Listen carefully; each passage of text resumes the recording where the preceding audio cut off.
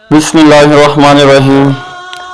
رسول اللہ صلی اللہ علیہ وسلم کا ارشاد ہے کہ حسد صرف دو باتوں میں جائز ہے۔ ایک تو اس شخص کے بارے میں جسے اللہ نے دولت دی ہو اور وہ اس دولت کو رائے حق میں خرچ کرنے پر بھی قدرت رکھتا ہو، اور ایک اس شخص کے بارے میں جسے اللہ نے حکمت کی دولت سے نوازا ہو اور وہ اس کے ذریعے سے فیصلہ کرتا ہو اور لوگوں کو اس حکمت کی تعلیم دیتا ہو۔ آپ صلی اللہ علیہ وسلم نے فرمایا، اللہ اس شخص کے چہرے کو تر و تازہ رکھے جس نے میرے سے جو حدیث سنی، پھر جیسی سنی ویسے آگے لوگوں تک پہنچائی۔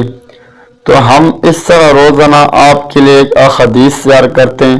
میری آپ سے گزارش ہے کہ ابھی تک آپ نے ویڈیو کو لائک نہیں کیا تو آپ لائک ضرور کر دیں اور چینل کو سبسکرائب ضرور کر دیں اور بیل آئیکن کو دبا لیں، اس لیے کہ فیوچر میں ہماری ہر آنے والی نئی اسلامک ویڈیو کا نوٹیفیکیشن بر وقت آپ تک پہنچ سکے۔